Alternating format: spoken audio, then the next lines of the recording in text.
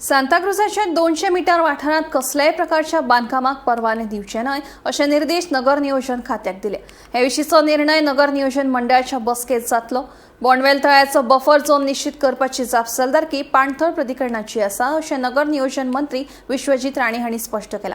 Bondvel तळ्याचो buffer zone 200 metre आसा, हाका लागून 200 मीटर वाठारात बांधकामाक मान्यताय दिवचे ना असे आश्वासन मंत्री विश्वजीत राणेन दिले।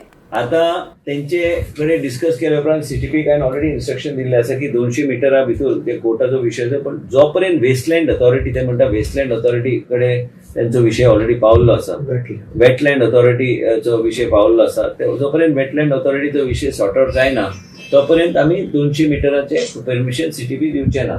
आणि आम्ही त्या 200 मिटरा भितर कांयच दिवपाचे ना टील the wetland authority gives us clarification about the overall situation in that area. So प्रश्नच आहे ना, आम्ही जी बीड मिटींग 18 सांबाळ रे बाबा, 18 तारखेर बोर्ड मिटींग हा, आणि हांव योग्य तरेन मुख्यमंत्री बी ब्रीफ करतलो की बाबा आम्ही अशें डिसिजन आम्ही घेता।